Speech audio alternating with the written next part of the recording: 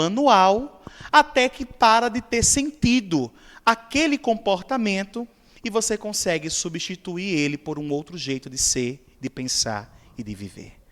Nada é da noite para o dia. A natureza nos ensina isso.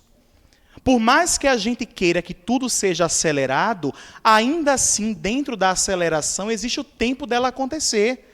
Por exemplo, se nós quisermos esperar desde o momento da floração até a manga ficar madura, é algo em torno de 1 mês e meio a 2 meses. Mas se a gente quiser acelerar o processo, a gente consegue de 15 a 20 dias. Mas nunca vai conseguir da noite para o dia. A gente vai sempre esperar um certo tempo para que o processo de amadurecimento possa acontecer. E na dinâmica do espírito, nunca as coisas acontecem do mesmo jeito que a gente está acostumado a ver acontecer com os outros. É muito errado nós trazermos para a dinâmica comportamental do espírito a medida de tempo das horas do relógio como forma de medir a dor, o crescimento e o aprendizado que cada um possui. Por isso que eu gosto muito da interpretação que os gregos fazem sobre o tempo.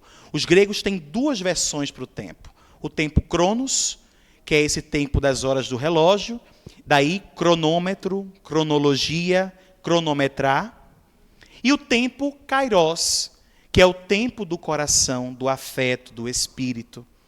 Por que é que eu falo sobre isso? Sobretudo no dia de hoje. Hoje é o dia de finados. E é um dia em que a gente ainda lida com muitas pessoas que passam pelo quadro do luto. E muitos fazem algumas medidas muito inconvenientes para esse processo. Alguém vai dizer assim, rapaz, fulano perdeu o pai. E em 1 mês já superou e seguiu em frente. A outra já faz 10 anos que perdeu o pai e não conseguiu superar ainda.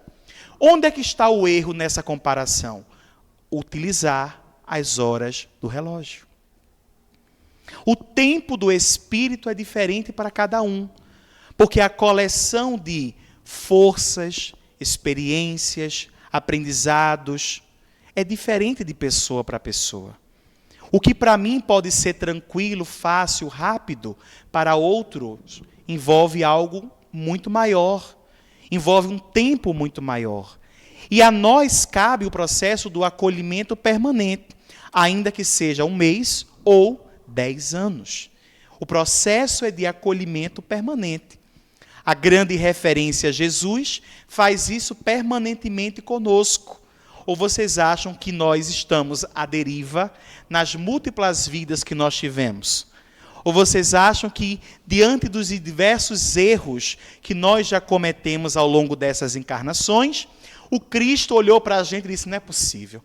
Já faz 10 encarnações que Ana faz o mesmo erro e a criatura não aprende. Sai daqui, Ana. Não acontece isso. Acontece sempre um processo de acolhimento permanente. Por quê? O que hoje pode parecer óbvio, para o espírito talvez não seja. O que para uns é algo muito claro, para outros talvez não seja. Por exemplo, há alguns anos atrás, acho que eu tinha uns 17 anos nessa época, eu fui dar palestra num centro espírita também, lá nos Coelhos ali. E aí foi interessante, porque na época o pessoal via um jovem falando, e aí o pai que tinha jovem em casa achava que a gente que estava dando palestra já era evangelizado, o suficiente para servir de exemplo para os outros jovens. Só que eu não era naquela época e ainda não sou hoje. Mas mesmo assim, no final da palestra, o pai me procurou e meio que questionou o que é que ele deveria fazer com as 2 filhas adolescentes que estavam quase querendo derrubar o apartamento na cabeça dele. Em 5 minutos não dá para a gente fazer absolutamente nada, a não ser dar alguma sugestão. E aí eu lembro que eu perguntei para ele se ele sabia o que era o evangelho no lar. Ele falou que estava chegando no centro, não tinha muito conhecimento, Mas me pediu para eu explicar, e eu expliquei em rápidas palavras o que era o Evangelho no Lar, pedi para que ele fizesse. Achei que seria uma oportunidade interessante de reunir a família, de amenizar os ânimos. Pedi para que ele fosse um pouquinho paciente, adolescente nunca é fácil, sempre está aí revoltado com tudo e com todos, achando que o mundo vai se transformar em 24 horas. Faz parte do processo de evolução daquele espírito que está vivendo a fase da adolescência. Passou-se uns 5 meses, mais ou menos, eu estava em Olinda, na casa da minha avó, e aí eu fui pegar o ônibus para poder voltar para casa. Na parada de ônibus estava o camarada e as 2 filhas. Aí conversa vai, conversa vem, eu lembrei do Evangelho no Lar. E aí eu perguntei, ô, seu fulano, o senhor está fazendo o Evangelho no Lar? Ele fez, tô, Rodrigo. Eu fiz, o senhor está gostando? Ele fez, é maravilhoso o Evangelho no Lar. Olha, eu estou tão leve, estou tão tranquilo. É um momento que eu fico assim, ó, nas nuvens. Está muito bom o Evangelho no Lar. Só que tem uma coisa muito estranha. Ele falava que estava tranquilo, eu olhava para a cara das meninas, as meninas estavam com a cara amarrada, querendo explodir e bater em alguém. Eu fiz, tem alguma coisa estranha. O Evangelho no Lar devia ser um lugar bom para todo mundo. Aí eu virei para a pequenininha e perguntei, olha, você está gostando do Evangelho no Lar? Ela fez, não. Fiz, pronto. Essa daí é obsediada. Aí a mais velha falou, Rodrigo, olha como é que é o Evangelho no Lar lá em casa. Painho, quando dá a hora, ele entra no quarto da gente, gritando, olha a hora do Evangelho, passa todo mundo para a sala, bora, bora, bora. A gente já vai na força do ódio. Senta lá na mesa, Painho faz a prece de início. E é sempre uma prece de 15 minutos. Depois, Painho faz a leitura do Evangelho. E toda vez o Evangelho cai no item da paciência. E depois, Painho começa, tá vendo, Juliana? Você não foi paciente com a sua irmã essa semana. Então, o Evangelho no Lar era um grande momento de lavagem de roupa suja para aquele pai. Por isso que ele ficava leve, ele desabafava, e as meninas ficavam perturbadas. Eu virei para ele e falei, meu amigo, olha, nem os obsessores estão aguentando. E aí ele fez, como assim? Eu fiz, criatura, o Evangelho no Lar tem que ser um momento agradável para todo mundo. Tem que ser um momento participativo, onde todo mundo vai gostar de estar ali. Ele fez, não, mas acontece. Eu fiz, como é que acontece? Se as meninas estão dizendo aqui que só você fala, só você diz, não pode. Faça o seguinte, você deu a hora, você chama. Veio, não veio. Foi, não foi. E comece. Ele fez, mas se não vir, você começa do mesmo jeito. Ah, se não vai funcionar, não. Tente. E aí passou-se o tempo. Eu acho que uns 2, 3 anos depois, eu estava no centro de convenções, num evento, e aí uma moça se aproximou de mim assim, fez, oi, Rodrigo, tudo bom? Eu fiz, tudo bom. Ela, está lembrado de mim? Eu fiz, não. Ela fez, eu sou filha daquele rapaz do Evangelho no Lar, da parada de ônibus e tal. Eu fiz, ah, sim, pois não. Ela, olha, eu virei evangelizador infantil. Eu fiz, eu acho que deu certo o Evangelho. A criatura, pelo menos, veio aí com algum fruto bom. Mas, olha, o que para mim era óbvio, que era para ser o Evangelho no Lar, para aquele rapaz não era. Para ele era um momento de cabresto, um momento onde ele ditava como é que as coisas tinham que ser e as filhas tinham que aceitar. Eram momentos e percepções diferentes para a mesma coisa. E assim também é na nossa dinâmica comportamental, nos relacionamentos que nós fazemos com as pessoas.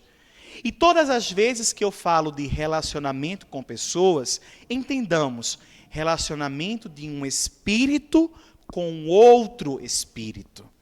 Por que que é importante, na hora que eu entro em contato com outra pessoa, eu entender que eu estou entrando em contato com outro espírito? Porque nós passamos a nos enxergar de forma mais empática e de forma mais compreensiva, do tipo, ele também está na sua jornada de aprendizado e evolução. Assim como eu, ele também tem suas dificuldades, ele também tem seus acertos, tem suas conquistas, mas também tem suas derrotas.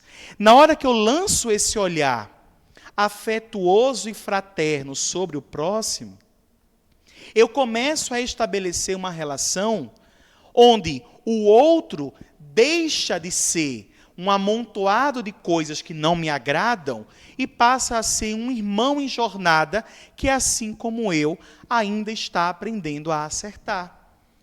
E aí fica mais fácil o processo de compreensão e de empatia. Porque na hora que você não tem esse olhar, o outro, diante do erro dele, fica parecendo uma pessoa terrível, que eu quero que ele desapareça, que ele deixe de existir. E quase sempre, aqui e acolá, a vida nos convida a conviver com pessoas das quais a gente nem sempre se dá muito bem. Por exemplo, quem aqui tem dentro de casa alguém que quando chega, você diz assim, vixe, chegou. Tem? Muito bem. Quem tem vizinhos que são assim? Às vezes você pode ser esse vizinho, viu?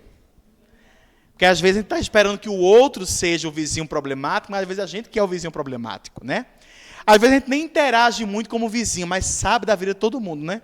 É impressionante. Sabe quando chega, quando sai, sabe quando está com um carro novo, quando não está. É impressionante, é interessante. Muito bem. Um dado momento da minha vida, o meu primeiro emprego, eu trabalhando numa indústria, como técnico de laboratório, ali convivendo dentro de um espaço, de um laboratório, mais ou menos 30 metros quadrados, eu e outras duas colegas de trabalho. Uma eu me dava super bem, e a outra, ela não se dava bem nem com ela mesma, quanto mais eu ia me dar com ela. Então era uma coisa meio água e óleo, não estava conseguindo se misturar. Mas era aquela criatura que eu acho que quando ela acordava de manhã, ela já acordava botando defeito em tudo que existia. E ela já chegava no ambiente de trabalho reclamando de tudo e de todos. Vocês conhecem alguém assim? Alguém que não cansa de reclamar. Alguém que bota defeito em tudo. Pode estar perfeito, mas vai encontrar algum defeito. Uma vez eu fui para um casamento assim, o casamento estava perfeita a decoração. Era impossível achar um defeito. Pois a mãe da noiva encontrou o defeito. E ela ficou a noite toda lembrando todo mundo de que o defeito estava ali. Não tem nada pior do que você estar ao lado de alguém que lembra o tempo todo que um defeito está ali. E essa criatura, todos os dias, lembrava todo mundo que um mundo de defeitos estavam ali. Ao ponto de ficar uma coisa insuportável. E a gente meio que ia na onda. Um dado momento, nesses dias que a gente acorda mais inspirado, eu virei para minha colega e falei assim, olha, criatura, vamos fazer o seguinte, não vamos dar muita atenção a ela, não. Bora fazer o nosso ambiente de trabalho ser o melhor ambiente possível. Então vamos sorrir, vamos cantar músicas boas, vamos contar histórias alegres, vamos fazer o dia ser bom, porque aqui dentro a gente passa quase 10 horas da nossa vida. Então tem que ser um momento bom. Aí ela aceitou o trato, nós começamos, só que na época eu não era muito evangelizado assim, a gente apelidou a coleguinha lá de pH1. Não sei se você sabe, pH mede a acidez de um meio. E pH1 é uma acidez muito alta. É uma pessoa muito ácida. Aí eu botei o nome, né? pH1. Então pegou, todo mundo chamava ela de pH1. Chegou pH1. E chegou pH1. Era assim que funcionava. Ali ficou aquela questão toda. Aí a alegria passava. Vinha uma notícia, eu ria com a minha amiga. Não durou um mês. Na reunião de setor, a criatura pH1 chegou, sentou. E aí ela, insatisfeita com aquela alegria toda, virou e falou assim, eu tenho tanta raiva dessa gente que vive assim alegre, feliz, contente, parece que não tem problema nenhum para resolver. Aí sabe aquele dia que o seu anjo guardião se atrasa um pouquinho e não chega no tempo? Foi o meu, se atrasou um pouquinho. E aí eu virei para ela e falei assim, e eu tenho tanta raiva de gente insuportável feito você. E aí aquele clima pesou, né? Ela ficou quieta, calada, todo mundo ficou em silêncio, aquela coisa, eu fui muito enérgico, foi perto da hora de largar, era uma quinta-feira, e aí eu larguei, todo mundo largou em silêncio, parecia um enterro assim, todo mundo saindo, aquele clima pesado. Na sexta-feira a criatura chegou cabisbaixa, não falou nada, fiz pronto, entrou em depressão e a culpa é minha. aquele silêncio absoluto, ninguém falava nada, ninguém ousava nem dar bom dia direito. Eu passei o final de semana pensativo, eu fiz, pronto, a criatura agora entrou em depressão, a culpa é minha. Não era para ter falado daquele jeito, aquela coisa toda, parará. Beleza. Aí passou a segunda-feira, a terça, na quarta-feira, a criatura chegou, sorridente, mega maquiada, dando bom dia a todo mundo e deixou um chocolate na minha mesa. Eu não comi. Mas aquela alegria toda contagiou. Ficamos ali, aquela alegria toda, aproveitando o embalo. Uma semana de alegria. Aí eu lembrei que eu tinha assistido uma palestra de neurociência falando que um hábito só vira hábito depois que você repete 30 vezes. Eu esperei um mês, ela se comportando daquele jeito maravilhoso. Quando deu tempo, na reunião de setor, antes de todo mundo falar, eu fiz, criatura, deixa eu começar perguntando, o que é que aconteceu que você agora está uma pessoa maravilhosa, simpática, dando bom dia e super maquiada? Aí ela respondeu na maior sinceridade, uma pessoa disse que eu era insuportável. Aí pesou o clima, né? Eu já ia começar a me pedir desculpa. Aí ela, não, Rodrigo, não peça desculpa não. Foi muito importante o que você falou. Sem você nem perceber, você foi muito importante. Porque eu comecei a realmente refletir se eu era ou não uma pessoa insuportável. E eu fui percebendo que eu era. E por isso que eu não me dava bem com o meu filho mais velho. Por isso que eu não me dava bem com a minha irmã mais nova. Por isso que eu não me dava bem com a minha vizinha de trás. Porque eu era insuportável de fato. Então eu decidi que eu precisava mudar. Como não dava para mudar da noite para o dia, eu disse, bom, vou mudar com o que é possível. Eu vou botar uma cara nova, vou botar uma maquiagem melhor e vou pelo menos dar bom dia para as pessoas. Muito bem, foi o que ela fez. Ela falou essa história, eu fiz, olha, então vamos fazer o seguinte, você hoje então vai ser rebatizada. Ela, rebatizada, como assim? Eu fiz, criatura, que a gente chamava de PH1. Ela, meu Deus, eu fiz, a gente chamava de PH1. Porém, agora você vai ser chamada de docinho. E eu desejo que todo mundo aqui consiga transformar um PH1 da sua vida num docinho. Porque, às vezes, o que falta... Tudo bem que, no meu caso, eu fui um pouquinho enérgico demais. Mas, às vezes, falta um pouco disso na vida daquela criatura. Como também, às vezes, falta um pouco de compreensão e de afeto. Às vezes, você vai encontrar, por exemplo, alguns filhos ou algumas crianças em algumas famílias muito revoltadas, e às vezes o que falta para essa criança é alguém que a acolha, que a escute, que a trate com um pouco de carinho, de aconchego, de carinho, de atenção. Por quê? Às vezes é o que falta para aquele espírito se sentir amado, se sentir acolhido, se sentir respeitado, se sentir importante dentro daquela família. E tudo isso conta, porque às vezes a gente acha que o óbvio é muito óbvio, só que na verdade o óbvio precisa ser dito e precisa ser demonstrado. Por exemplo, às vezes os pais acham que é óbvio para os filhos que eles amam os filhos. Quando, na verdade, os filhos querem que os pais falem que amam os filhos. E demonstre, e faça carinho, e faça cafuné, e faça checo-checo, e olhe, venha cá, e dá aquela chaleirada. Os filhos gostam disso. E a gente gosta de se sentir paparicado às vezes também. Só que também os pais gostam muito quando os filhos demonstram esse mesmo amor. Quando os filhos dizem assim, olha, paiinho, eu amo muito você. Olha, mãe, eu amo muito você. Você é o amor da minha vida. Dá um cheiro e demonstra aquele carinho, aquela atenção. Porque às vezes parece que é óbvio, mas esse óbvio, quando não é dito, cede espaço para as interpretações que cada um quer dar. E às vezes no dia a dia da nossa jornada, também funciona para os nossos irmãos em caminhada. Dizer o óbvio. Dizer o óbvio para que o outro possa saber, olha, eu sou importante para a pessoa. Eu sou importante para fulano. Eu sou valorizado por cicrano. Isso é uma coisa que conta principalmente no momento em que a gente se sente fragilizado. E a fragilidade humana, ela é tão grande porque às vezes é um fato insignificante que desencadeia uma série de dores e aflições na mente e no coração da pessoa que está ali. Às vezes é uma decepção e a pessoa já acha que o mundo acabou.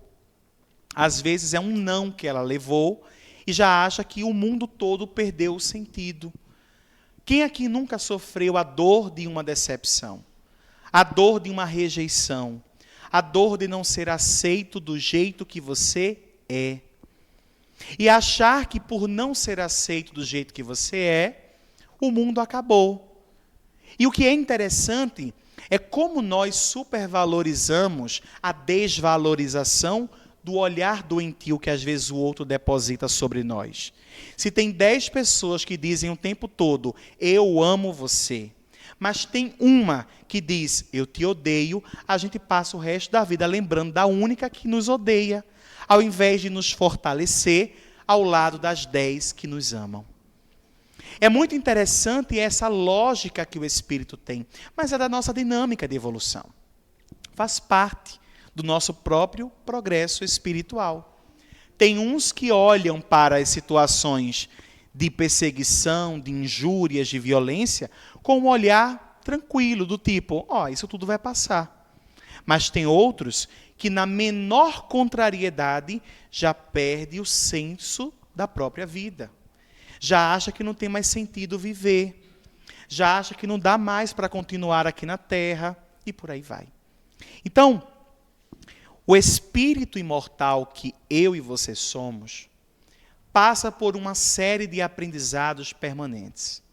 E quando a gente traz a referência de comportamento do Evangelho, a gente tenta trazer uma forma de se interpretar a vida de maneira mais saudável. Do tipo, quando Jesus nos conta a parábola do bom samaritano, por exemplo, ele nos dá diversas oportunidades de refletir.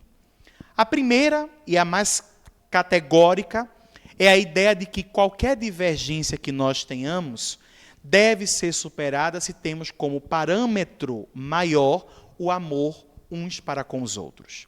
Porque, para aqueles que não sabem, a parábola do bom samaritano é uma referência histórica, é uma reinterpretação histórica que o Cristo faz para uma correção de costumes da sua época.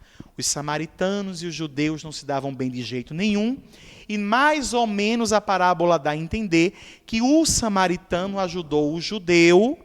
Não fica claro se era realmente um judeu ou não, mas parece que era um judeu, que o samaritano ajuda, dando a interpretação de que o amor está acima de qualquer divergência que a sociedade às vezes possa construir. E segundo, mostra que às vezes o amor ele pode vir do inesperado. O amor ele pode vir do lugar onde a gente menos espera. A gente está olhando muito para um lugar, esperando que venha dali o melhor. E às vezes o melhor vem de uma outra face que a gente nem estava esperando. Às vezes nós fazemos coisas boas na vida de alguém que a gente nem percebe. E às vezes esse alguém se espelha em nós e a gente também não está percebendo. E aí volta de novo a reflexão. Você está sendo uma referência para alguém? Se sim, que tipo de referência você está sendo? Que tipo de pessoa você quer que o outro veja quando olha para você? Uma pessoa que finge ser bom ou uma pessoa que não tem medo de viver? Uma pessoa que tem a tranquilidade de dizer, olha, eu hoje sou desse jeito, eu faço tais escolhas, eu tenho essa alegria de viver, e você vai vivendo. E a pessoa vai se contagiando com o seu jeito de viver e vai dizendo assim, olha, eu quero ser igual fulano é. E isso é um processo de educação. Porque a educação nada mais é do que eu conseguir inspirar o outro a ter uma resposta comportamental, tendo como base um estímulo que eu estou fazendo para com o outro. O Evangelho do Cristo, ele também nos convida a uma série de interpretações sobre a nossa própria jornada evolutiva. Por exemplo, o Cristo, ele nos convida a uma reinterpretação dos nossos próprios hábitos. Olha, por exemplo, o caso de Pedro. Pedro, diante daquele momento do Gólgota, o Cristo carregando lá a cruz, aquela agonia toda, e eu sempre gosto de dar o exemplo do Cristo como referência de que nem sempre as pessoas que vão estar do seu lado são as pessoas para todas as horas, mas que, apesar de tudo, o amor que você tem que ter para com todos deve ser incondicional, porque olha que interessante, na hora que o bicho pegou mesmo, um entregou ele, o outro negou, 10 mais ou menos, não, 9 mais ou menos fugiram, só ficou um, que foi João. E o interessante de João é que João tinha uma autoestima absurda, porque é o próprio João que escreve no seu próprio evangelho que ele era o discípulo mais amado por Jesus. Então era uma autoestima absurda que João tinha. Mas era um fato. Jesus basicamente ficou só ele, João e Maria ali naquela situação toda, e Pedro nega o Cristo 3 vezes. Só que, curiosamente, depois que o Cristo retorna e vai conviver ainda ali mais alguns dias, vai inclusive viver o processo ali com os Emaús, aquele processo todo, num dado momento, Jesus estando a sós com Pedro, ele questiona: Pedro, tu me amas? E Pedro disse: eu te amo, Senhor. Pedro, tu realmente me amas? Eu te amo, Senhor. Pedro, tu me amas? E aí caiu a ficha em Pedro. Senhor, tu me perguntastes 3 vezes se eu te amava. As 3 vezes que eu te neguei. É claro que eu te amo, Senhor. E aí, na hora que o Cristo consegue reinterpretar o papel do espírito imortal Pedro, ele dá a orientação segura. Então vai e apacenta as minhas ovelhas. O processo de evolução é um processo de reinterpretação permanente da nossa própria visão e do nosso próprio conceito de mundo. É interessante porque quase todos nós fomos criados em tradições religiosas onde o conceito de céu e salvação estavam muito atrelados a escolhas rápidas que iriam nos levar a lugares maravilhosos, longe e livre de qualquer dor e de qualquer sofrimento. Aí vem o Espiritismo e reinterpreta o conceito de céu, reinterpreta o conceito de salvação. Céu deixa de ser um lugar maravilhoso, circunscrito, geográfico, e passa a ser muito mais um estado de consciência, e a salvação passa a ser um processo não de algo que aconteça da noite para o dia, mas algo que se constrói diariamente em virtude da libertação dos vícios, dos receios, das dores, das dúvidas e das decepções que nós às vezes carregamos entranhados em nós. Paulo, quando ele escreve aos Filipenses, capítulo 2, versículo 12, ele vai dizer: obrai ou operai a vossa salvação. O que é o operai? Operai é o trabalhar, é o fazer, é o movimentar, é o criar essa sinergia em busca de um processo de melhoramento. Então, operai a vossa salvação é o mesmo que trabalhai em prol do teu crescimento espiritual, aproveitando todas as circunstâncias que chegam, seja dentro de casa, seja no ambiente de trabalho, seja no dia a dia, seja com os amigos, seja com os inimigos, seja na dinâmica encarnada, ou seja em contato com os desencarnados, nós estamos permanentemente sendo convidados a um exercício de mudança do nosso próprio comportamento. É claro que isso não se dá da noite para o dia, como falamos o tempo todo, mas É um esforço que nós fazemos. É uma operação que vem acontecendo. É um conjunto de atividades que nós fazemos para transformar um espírito velho no espírito novo. O homem velho no homem novo. A pessoa que antes era tão intransigente, tão impaciente, tão incômoda com tudo e com todos, para uma pessoa que agora começa a pelo menos respirar fundo, começa a contar até 10, começa a ser um pouquinho mais paciente, um pouquinho mais tolerante, um pouquinho mais amorosa. É santa da noite para o dia? Não. Mas é uma criatura que pelo menos vai poder dizer assim, olha, eu não atingi a perfeição, mas se eu olhar para 10 anos atrás, eu não sou mais a mesma pessoa. E aí vai depender muito de cada um. Qual a trilha sonora da sua vida? Se nesse momento você puder colocar num radinho, e aí os mais jovens que não sabem, rádio é um equipamento que, capta as ondas ali e transforma em som. Porque os meninos hoje em dia não sabem mais o que é isso, não. Hoje em dia é Spotify, por aí vai, não tem mais esse negócio de rádio, não. Rádio tem no carro de Wilton, que ele vai lá para a Caravana do Amor escutando os rádios da vida. Tem um rádio na cozinha, né? Muito bem. Mas olha que interessante. Nós precisamos entender qual é a trilha sonora da nossa própria vida. Qual é a trilha sonora da sua existência? É aquela trilha sonora Zeca Pagodinho? Deixa a vida me levar, vida leva eu. E aí fica parecendo que você é apenas um resultado do que todo mundo diz que é para você ser. Ou a trilha sonora da sua vida é um pouquinho mais sofisticada. É um Geraldo Vandré, para não dizer que não falei de flores. Quem sabe faz a hora, não espera acontecer. Que essa seja talvez a trilha sonora de todo espírito em processo de evolução. Que a gente não espere sempre a melhor condição para começar algo. Eu vou esperar, quando eu tiver tal coisa, eu começo. Se eu alcançar aquilo outro, eu começo. Se eu tiver determinada vitória, eu começo. E aí nós ficamos paralisados, esperando que as coisas primeiro aconteçam do jeito que a gente acha, para depois a gente dar o próximo passo, fazendo aquilo que a gente achava que deveria ser feito.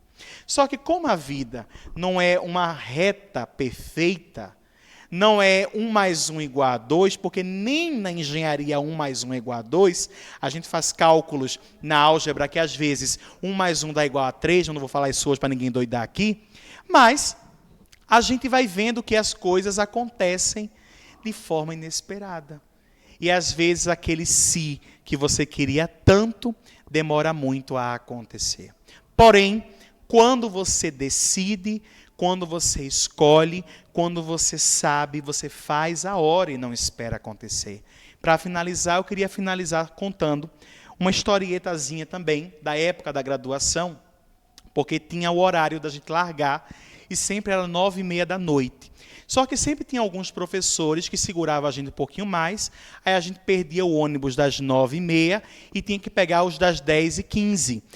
Esses professores até hoje estão na minha lista de orações. E aí, eu sempre perdia, porque a gente demorava ainda, sempre ficava conversando e tudo mais.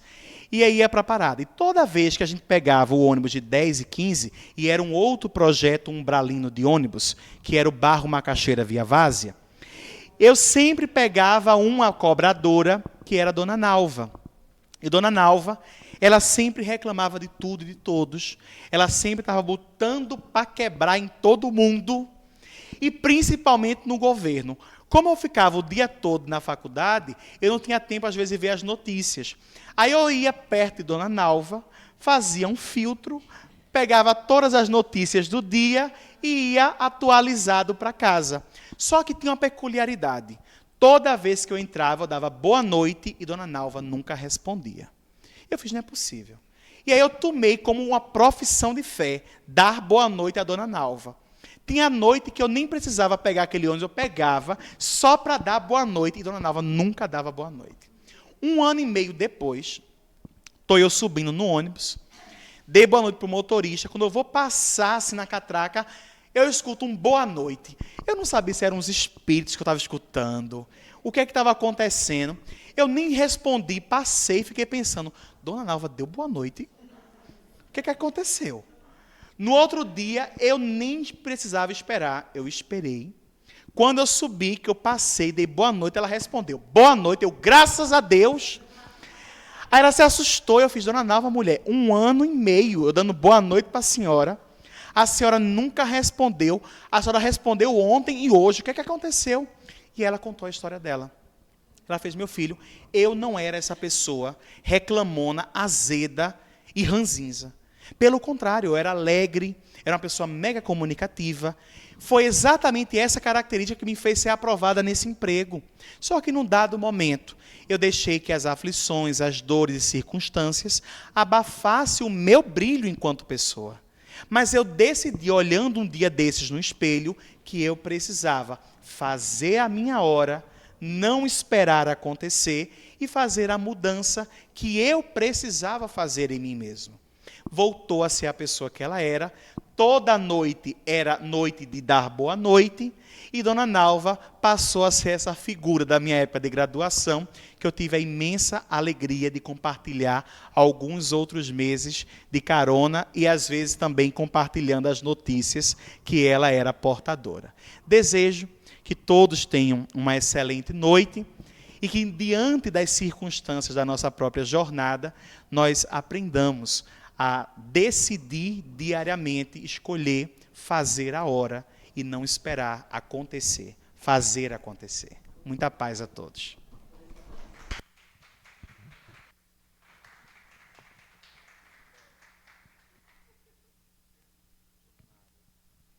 Graças a Deus, né? Com o Rodrigo, acho que a gente ficaria até amanhã de manhã.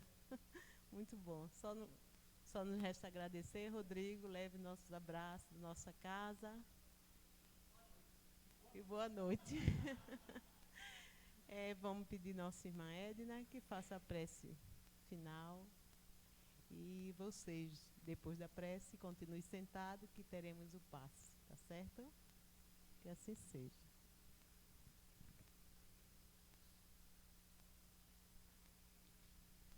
Boa noite, meus irmãos, tanto nós que estamos aqui na presencial, como todos aqueles que estão nos acompanhando, né, pelas redes sociais, que nesse momento possamos elevar nosso pensamento, serenar os nossos corações, para que possamos agradecer ao Pai por mais essa oportunidade que Ele nos concedeu.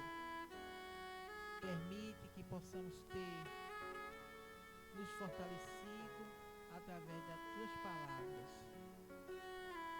e que possamos, Pai, trilhar esse caminho em auxílio a todos aqueles que necessitam tanto do teu amor e da tua paz. Neste momento agradecemos ao nosso irmão que nos facilitou nosso estudo de hoje. Também peço a ti, Pai, nesse momento, por todos aqueles que se encontram através de nossos pensamentos, nossas lembranças, em especial pelo dia de hoje, e também por todos aqueles desencarnados que se encontram perdidos, isolados, em sofrimentos, e também por aqueles que se encontram em nosso livro de preces, que precisam tanto da tua luz, meu Pai, que nesse momento eles possam se sentir fortalecidos, amparados pelo teu amor. Também nesse momento peço auxílio através de nossas águas, tanto aqui que estão na presencial, como todas aquelas que se encontram à distância, que elas possam receber de ti teus frutos salutares de saúde, equilíbrio e muita harmonia. Também agradecemos aos mentores de nossa casa por sua amorosa permissão. E peço a ti também, Pai, pelo fortalecimento dos anéis fluídicos de proteção. Então, diante dessa paz que nos envolve, e com essa infinita gratidão, que eu devolvo a palavra à nossa irmã, para que ela possa finalizar a primeira parte dos nossos trabalhos nesta noite, debaixo da tua santa e divina paz. Graças a Deus. Uma boa noite para todos nós. E assim, Pai, direto dessa prece de nossa irmã Edna, que pedindo a permissão a Erasto e a Amália para finalizar o estudo da noite de hoje, debaixo da tua santa e divina paz. Graças a Deus. Boa noite a todos e que Jesus nos abençoe.